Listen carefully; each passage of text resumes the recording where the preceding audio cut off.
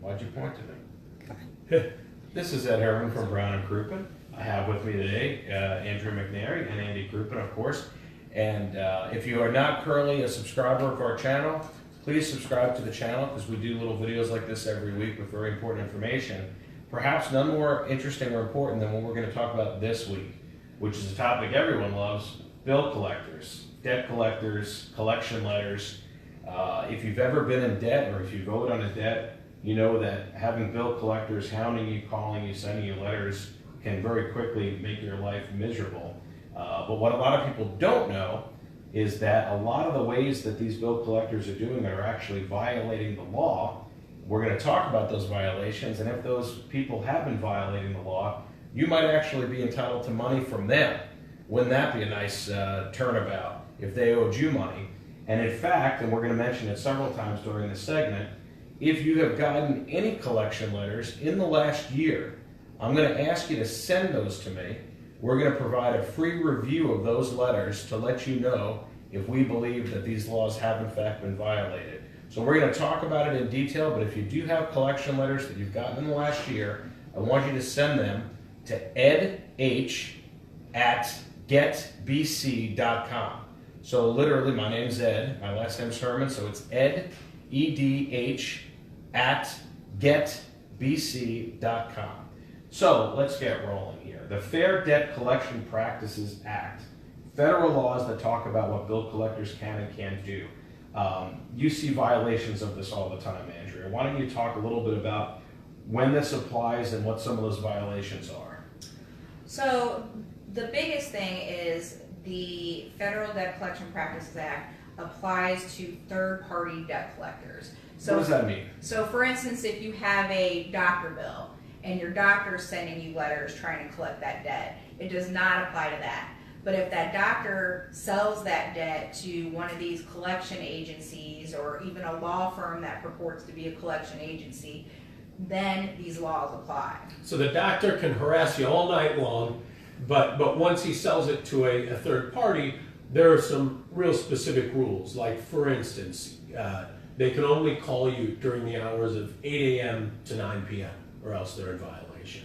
Correct. And there's a laundry list of things they can and cannot do. Basically what these laws are designed to do is they don't want to allow somebody to harass you or embarrass you or scare you to the point where you're selling plasma or doing something kind of crazy, but almost like they don't want them to become bookies and loan sharks and thugs who are threatening you physically almost, which probably back in the day was done. This was designed to give people who, give them a little peace of mind, because most of these people who have bill collectors after them, I mean, it's like our clients who were in a car accident, who maybe don't have health insurance and don't have the ability to pay these bills. These aren't bad people. These are people who have found themselves in a difficult situation, sometimes through no fault of their own, and now owe bills. Why should they be harassed? Why should their stress level be increased? It's exactly true. I mean, look, nobody deserves to be harassed over a bill that they haven't paid. That's just the fact of it. We've all, I mean, most of us at some point or another have been in that situation where, a bill, and I'm not saying we didn't owe it, a bill that we rightfully owe, Sure.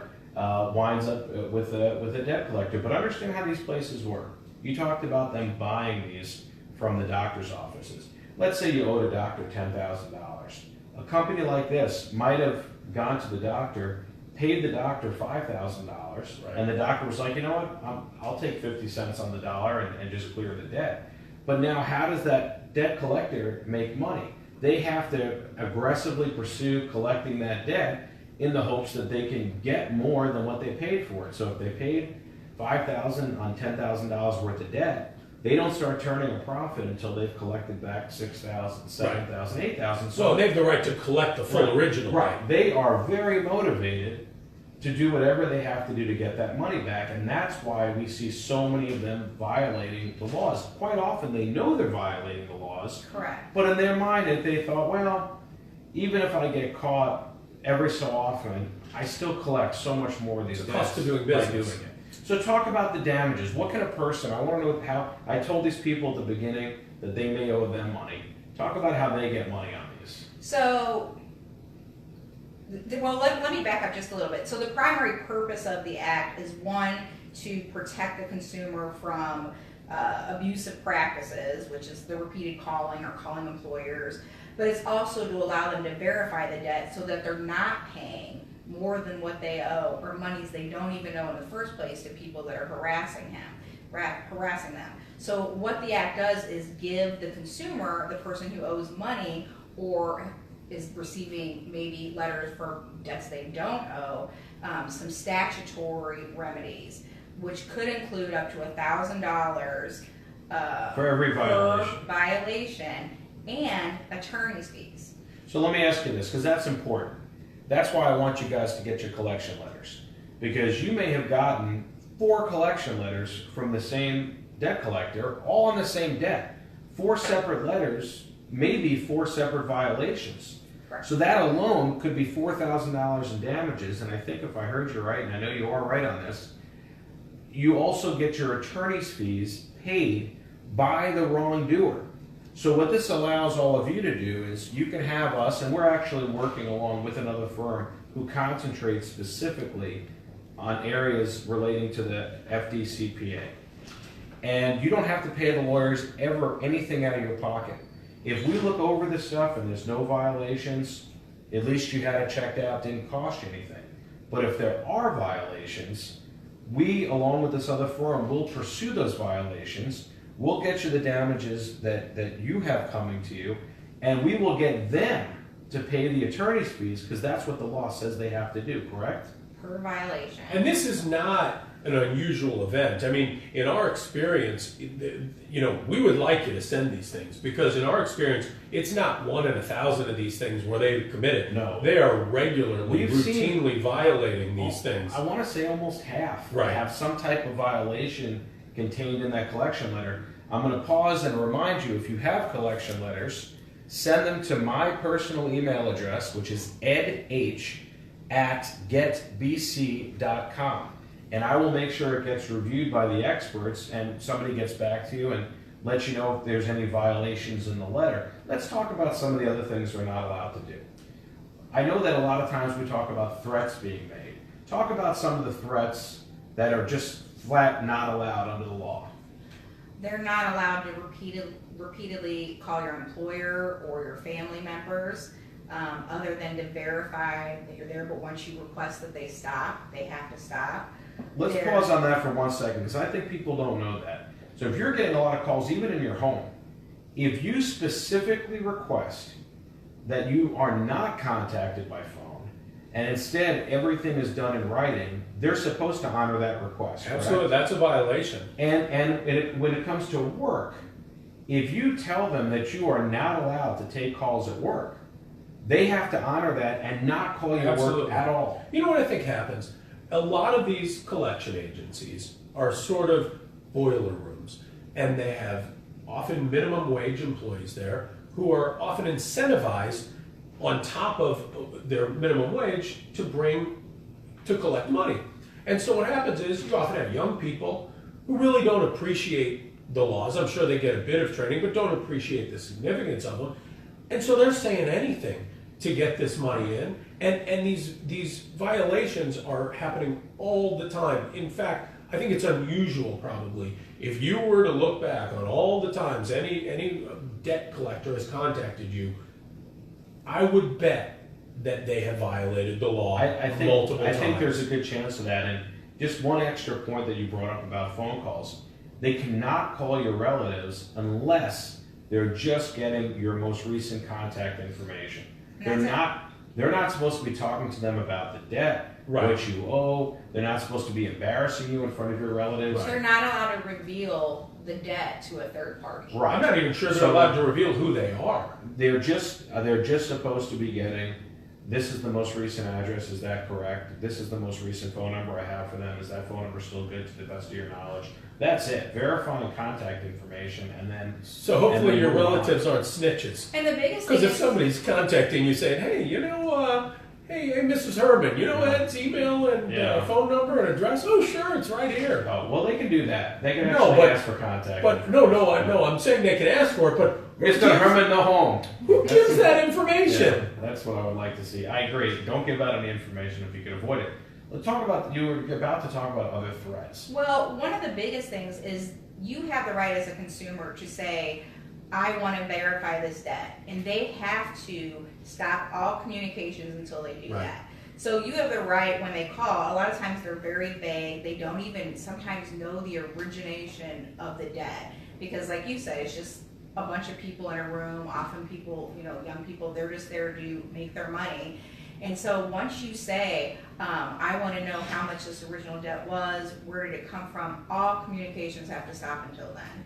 And if they don't, every single time they contact you after that Is a violation. is a violation. And they have to go back and And investigate. those They can do. add up quickly. They do. Well, and that's particularly effective, and we've seen this where sometimes a person just has a similar name, and literally the collection agency was like, well, there were 4 people that had that name in that town. I'm just going to send the collection letter out to all 4 of them and see if any of them pays the debt or acknowledges the debt. You can't do that. Yeah, 'Cause or we- family members, they Right. try to get other family We members had that to happen pay. with somebody in our office where they got a letter from, it was a collection agency that was collecting on a gym membership that wasn't paid for, and they were like, what the heck, I'll just send it and hope, but hope the person here was savvy and said, I never belonged to that gym, I don't know where this would have come from. It was a violation, they had to pay on that. They also can't threaten things like, they can't threaten to have you arrested. No. There is no jail for not paying this type Right. of debt. And they do that. They'll threaten that you're going to get arrested, you're going to lose your kids, the state's going to get involved. We're going to none of garnish your that's- wages. Yeah, We're they going to can- take your house. They can't threaten to garnish your wages or take away your property if they have not already gotten a judgment against you. And to get a judgment against you, that means they have to sue you. You have to be told about a court date. You have an opportunity to hire a lawyer. You have to go to court. The judge would have to find in their favor, award them a judgment, and then they would have to take that judgment to the garnishment office and get approved for a garnishment and then take it to your employer. It is a long, drawn-out process. So for them to just get on and threaten, like, you need your paycheck next pay period. Well, let me tell you something. If you don't come up with some money right now, I'm going to get your whole paycheck next pay period. It's going to come to me. Totally illegal, gonna totally tell against your this law. employer. And totally done all the time. I'm Done all gonna the put you time. on some list of bad debt, you won't be able to get any jobs, all that is not allowed. Yeah, threatening to tell people's employers, that's done all the time, thinking that people fear for losing their job. And I mean, it is anything you can think of, they're probably trying. Not everyone, I'm not trying to vilify every debt collector. Some of them are following the rules perfectly, but there's I've so never many seen that out one, there. but maybe. I I know try to you're be generous generous. Repeated phone calls, even repeated phone calls. Right, you can't do Right. that. Yeah, they If can't it's call harassing, you right. 5 times a night, once you've already spoken to them, they can't continue to call Right, you. no, I'm glad you made that point, because even though they can call between 8 a.m. and 9 p.m., They they can't cannot call 100 keep times calling a year. repeatedly during that time period. So, anyway, it sounds like there's a ton of violations. It sounds like there's a great way for us to be able to help you if you or anybody you know has been dealing with this. Let's start. The first easy step, if you don't have a collection letter, but you feel like you've experienced some level of this type of harassment, at least write me an email and tell me about it, and we'll see if there's anything that can be done on that. Most of these calls are required by law to be recorded by the company who's collecting from you. So if we know about violations, the firm that we're working with can actually request copies of those phone calls, and when they get to listen to those calls, they find violations all Yeah. over the place. So even if you don't have a collection letter handy to send, at least write up and tell us what you've been dealing with, and let us have somebody take a look at it. But if you do have a collection letter, or if you just want to send me an email, my email address is edh@getbc.com. That's getbc.com. And we will do everything we can to help you out. Remember, you don't pay the lawyers anything for this. If we find a violation and pursue it, the wrongdoer has to pay you damages, and they have to pay us our attorney's fees. You'll never be asked for any money from us, unlike the people that have been hounding you to pay your Well, debts. and sometimes they'll even wipe out the underlying debt. So let's say you owe $2,000 in a doctor's bill. Not only do they maybe owe you statutory damages, they may also pay your lawyer's fees, and we may also be able to negotiate to have them wipe out that $2,000 debt. Yeah, that actually is pretty common. If it's a huge debt and much bigger, sometimes we just, we're able to get it reduced, not necessarily wiped out. But for most debts that are under $5,000, usually a part of resolving these claims involves them wiping out the underlying debt. Right.